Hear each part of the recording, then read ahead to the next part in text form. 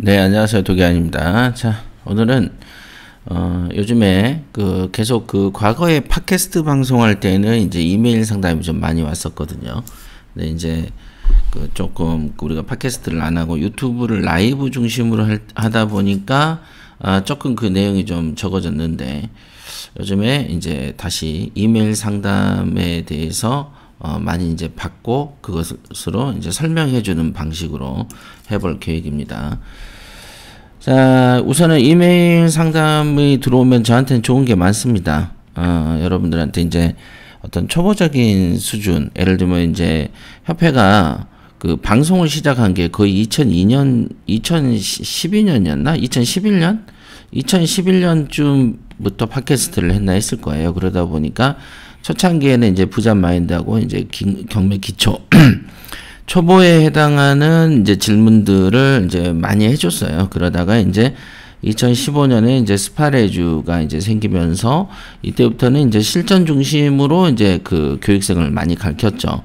그러다 보니까 실전 쪽으로 두 달 안에 또는 두 달 이후에 낙찰이 되고 이제 안정적으로 돈을 버는 모습을 보여주기 위해서는 어떤 기초적인 거를 언제 가르치겠습니까? 고급만 가르치죠. 이제 그렇게 해온 세월이 벌써 한 6, 7년 된 것 같습니다. 그래서 일단은 우리가 그 스파레저는 성공을 했죠. 그래서 이곳에서 배출된 사람들이 뭐 기본 몇억 또는 이제 뭐 10억, 20억대 부자 또는 30억, 40억대 부자도 존재합니다. 꾸준하게 이제 경매만 하면 어쨌든 정년 퇴직한 누구보다도 훨씬 낫습니다. 그러니까 경매는 꼭 해야 되는 것이죠. 일단은 이제 질문을 또 해결해 보도록 하기 전에 질문을 이렇게 보내주세요. 기안 KIAN이죠. 그 다음에 KIAN.com 이렇게. 이게 이제 도기안이죠. 기안. 네. 제가 이제 그 미국의 쇼나고 대화할 때는 항상 토기안 이렇게 이제 얘기를 합니다. 토키안. 그런데 여기에서는 이제 그냥 도기안.com 이렇게 했습니다. 키안, 도기안.com 이렇게 해서 질문 주시면은 제가 이제 상담을 해드리도록 하겠습니다. 자, 한번 읽어보도록 할까요? 자, 입찰가 산정을 잘못해서 잔금을 포기.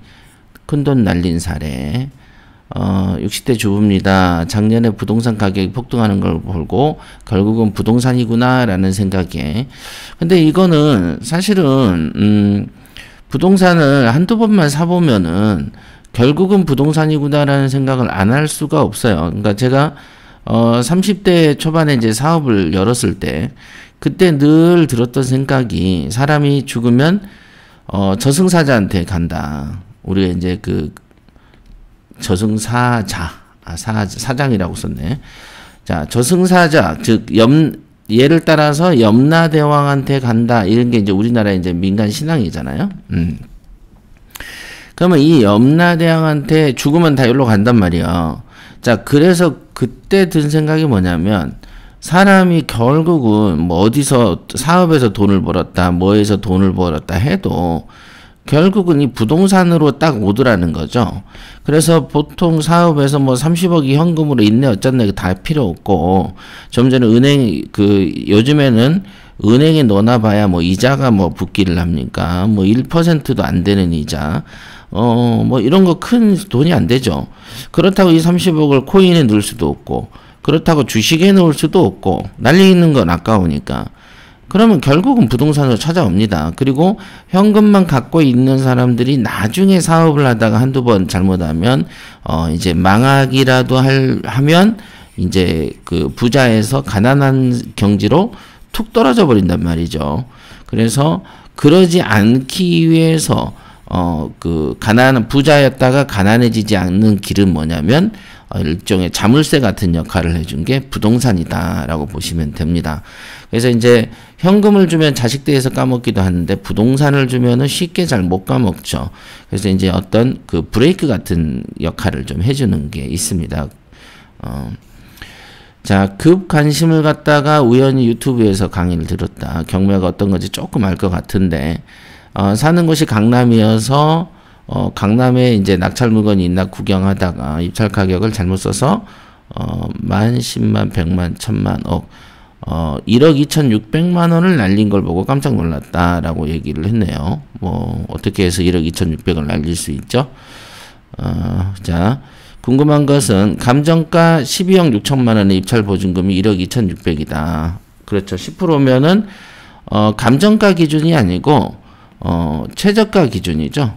최저가의 10%가 이제 입찰 보증금이 되겠습니다. 그러니까 감정가 12억 6천이면은 입찰 보증금은 1억이 아니고 최저가가 있을 때 최저가의 10%가 1억 2,600이 되겠습니다. 그러니까 최저가가 얼마인지가 이제 살펴봐야 될 일 같고요. 그 다음에 1000%를 써서 126억의 입찰을 받다. 공을 하나 잘못 써서 12억 6천을 쓸라 했는데 이제 126억을 썼나 보죠. 큰 피해를 봤을 텐데요. 잔금을 치르지 않는 입찰 보증금은 누가 가져갑니까? 법원에서 가져갑니까? 채권자가 가져갑니까? 채무자의 채무 금액이 줄어드는지도 궁금합니다. 이렇게 하고 사건 번호를 주셨어요. 그러니까 우선은 이 사건이 그 입찰 보증금이 이 그 감정가 기준이 아니고 최저가 기준이라는 점 하나가 좀 수정해야 될 것 같고요. 그 다음에 이제 잔금을 치르지 않고 이게 떼인 돈이 있을 것이다. 이 떼인 돈은 어떻게 처리되냐? 법원이 가느냐? 법원은 국가죠. 국가가 가질 리가 있습니까? 국가가 무슨 뭐 도박장 하우스 주인도 아니고, 그죠? 채권자 아니면 채무자, 요 둘이서 가져갈 확률이 크죠. 이런 거. 한번 사건을 한번 보도록 하겠습니다. 그리고 그거 하기 전에, 통상적으로는 몰수되는 게 맞습니다만은, 뒤로 이렇게, 어떻게 해가지고, 뒤로 어떻게 해서, 이제 그 돈을 그 법원의 직원이, 근처에 있는 법무사랑, 이렇게 경매 판사가 불허가를 때려주면 되거든요. 한번 보도록 하겠습니다. 청담동 42번지고 12억 6천, 12억 6천. 최저가도 100%네요. 그러니까 당연히 10%는 1억 2,600이 되겠네요. 최저가 기준이에요. 27.3평 뭐 그다지 크지 않는 집이고요. 여기 지하철 바로 앞에 있네요. 그 다음에 12억 6천인데 뭐야 이거? 그러니까 정말 126억을 썼네요. 126억. 그죠? 그러니까 신권에서 10배를 더 써버렸다. 1000%가 되네요. 그죠? 근데 회사예요. 회사. 입찰 3명인데 그 중에 낙찰이 회사인데 주식회사죠. 회사인데 어떻게 126억을 쓰지? 예를 들면은 그렇다고 해서 그러면은 만약에 126억이 실수라고 봤다면 12억 6천을 썼다는 얘기 아닙니까? 그러면 이 사람은 신권이니까 이론도 안 쓰고 해보겠다는 생각을 했네. 그죠? 그죠? 오히려 이 주식회사 블루 에셋은 여기는 이론도 안 쓰고 신권이니까 누가 있겠어? 한번 시험 삼아서 해봐야 되겠다라고 생각한 것 같고, 나머지 2명은 한 뭐 126억이니까 12억 6천이니까 뭐 13억 쓴 사람도 있을 거고 14억 쓴 사람도 있을 수도 있겠죠. 그러나 12억 6천 쓰겠다는 사람이 126억을 써버려서 어쩔 수 없이 끝나버린 게임이 되겠습니다. 그러니까 여기는 이제 1억 2,600만 원이 입찰 보증금으로 들어가죠. 왜냐하면 최저가의 10%니까요. 자, 뭐 주식회사라고 해서 그래봐야 뭐 이제 투자를 이제 법인으로 하려고 한 모양인데, 여기서 여러분들이 아셔야 될 게 지금 이 현재 문정부가 6월 1일부터 법인에게는요 주택을 갖고 있잖아요. 그러면 종부세가 6%가 떨어집니다. 지금 우리가 위헌 소송을 넣어놓은 게 바로 이거 아니겠습니까?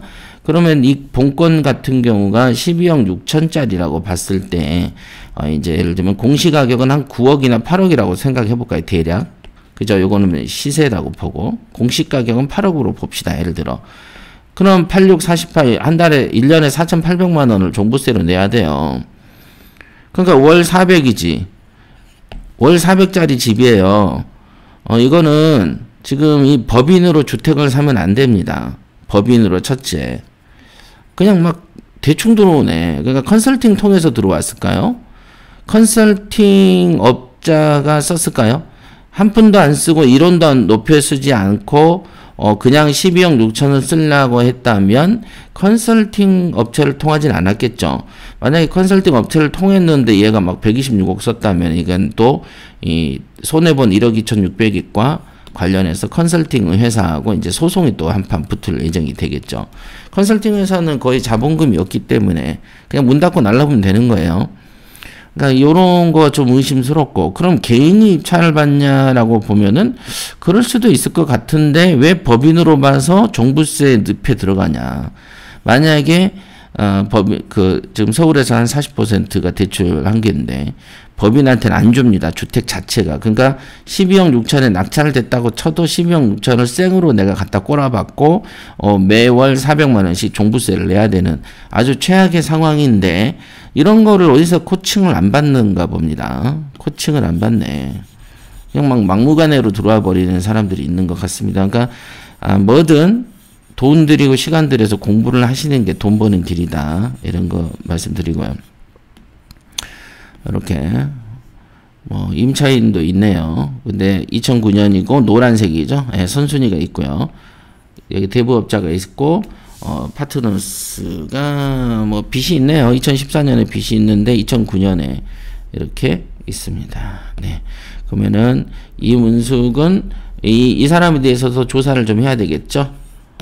여기서 빌려준 거가 보니까 중원 파트너스 대부 그런 거 보니까 애초에 지금 은행권이 아니었나? 이런 걸로 은행권에서 안 빌리지? 다 A 클래스 대부라고 하는데, 그죠? 은행권에서 이렇게 안 했고요. 뭐야 이건 또? 뭐지?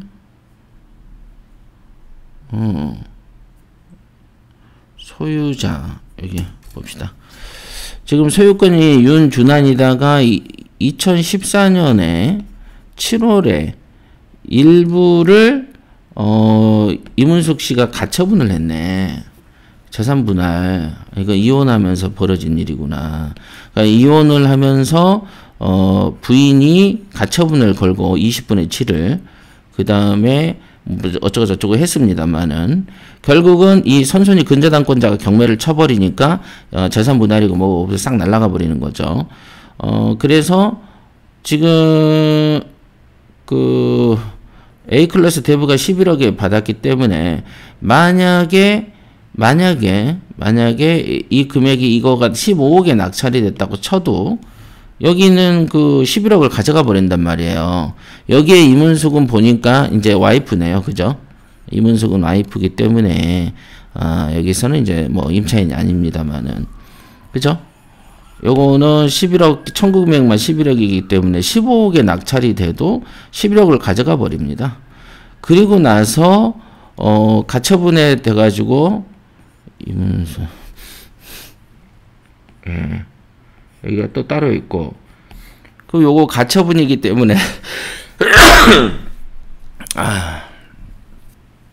예, 그 부인의 그 재산 분할에 관한 이 부분은 채권 관계가 선순위가 너무 많고 본인이 가처분을 해서 나중에 판결받아서 압류를 하기 전에 이미 이렇게 다 다른 사전 채권자들이 있어서 거의 부인 입장에서 챙길 게 없겠네요.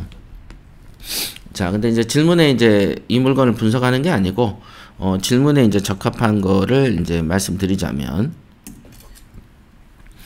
우선은 이 126억을 썼다. 요거는 이제 이 회사는 참 보면은 컨설팅을 통해서 해도 컨설팅 업자가 멍청한 거고, 개인이 직접 해도 개인이 좀 많이 그 문제가 있는 거예요. 손해볼 짓만 골라서 한 거고, 이 지금 현재 문정부의 최악의 거가 종부세인데 법인으로 샀다는 것은 말이 안 돼요. 대출도 안 돼요. 그러니까 뭐 10몇억을 현금으로 다 꼬라 박아야 된다고 하기 때문에 이거는 애초부터 지금 잘못된 투자고, 12억 6천을 126억을 썼을 때는 보면은 애초부터 이 사람은, 이 회사는 1원도 안 쓰고 가져가 보겠다고 하다가 0을 잘못 쓴 케이스가 되겠습니다. 어찌됐든 1억 2천 600만 원이 그 보증금으로 이제 들어간 거죠. 자, 그러면은 이 사람은 당연히 미납을 칠 거 아니겠어요. 그렇죠? 뭐 27평짜리를 뭐 126억에 잔금 칠 수는 없잖아요. 현금 박치기로. 그러면은 실질 법적으로는 이게 이제 일제 몰수되잖아요. 몰수. 이 몰수가 돼 버리면은 누가 가져가냐? 예, 채권자의 재산. 이 집에 이 아파트 때문에 발생한 돈 아닙니까? 그래서 원칙적으로 소유자한테 갑니다. 소유자. 이 집의 소유자에게 갑니다. 그렇다고 해서 미리 주는 게 아니고 국가가 보관하고 있죠. 그러다가 예를 들면은 누가 15억에 샀어. 그러면 15억이 입금되겠죠, 나중에. 그럼 15억하고 여기 있는 1억 2천이 있겠죠? 1억 2,600에서 16억 2,600이 된 다음에 이걸로 채권자들이 배당받아 가는 겁니다. 그러면 당연히 지금 본건 같은 경우는 뭐 1억 2,600이 더 붙는다고 해도 채무자들이 거의 또 더 받을 돈이 더 많기 때문에 사실상 1억 2,600만 원은 이제 낙찰자는 날리게 되고 1억 2,600은 애초에 다음에 누군가가 낙찰되면 그 낙찰된 돈에 합산이 돼서 채권자들에게 배당이 이루어집니다. 그러니까 사실은 집주인 입장에서는 이런 사람들이 많이 오면 좋은 일이죠. 대신 그 계속 돈이 쌓이고 그만큼 빚을 좀 탕감할 수가 있기 때문에 그렇습니다. 맞죠? 자, 그러면은 이런 경우에 1억 2,600을 생으로 날릴 거냐? 예, 제가 목격하는 얘기를만 딱 해줄게요. 들은 얘기가 아니고 목격한 얘기는 법원에 법원 직원하고 근처에 법무사랑 짱웅이 되는 경우 많이 있어요. 그래가지고 이제 판사한테 집행관이란다 법원 직원이 뭐 무슨 가족이다 여기는 실수 아니냐 봐줘라 뭐 변호사를 쓰기도 하겠죠. 뭐 눈이 침침했다. 사실 그런 거 가지고는 그 매각 불허 결정이 되지 않습니다. 만약에 판사가 불허 결정을 해주면은 1억 2,600은 돌려주게 돼 있어요. 불허니까 법원이 허가 안 했으니까. 그럼 1억 2,600을 돌려주면은 왜 법에도 없는 걸로 왜 돌려주겠습니까? 뭔가 뒤로 돈을 나눠 먹겠죠. 요걸 통상적으로 5대5로 나눠 먹는 게 있어요. 자, 이거는 명예훼손도 아니고 모욕도 아니고 허위사실도 아닌 제가 직접 목격한 것이다. 그러니까 이럴 수도 있다. 그래서 이제 본건이 매각 불허가 나누면 의심을 해볼 만하죠. 대부분 근데 1억 2,600을 이기 때문에 변호사를 사든 뒤로 돈을 찔러도 어떤 식으로든 돈을 일부라도 찾고 싶지 않겠습니까? 한번 관점에서만 한번 보면 재미있을 것 같습니다. 흥미로울 것 같네요. 자, 답변이 됐을 걸로 알고 있습니다.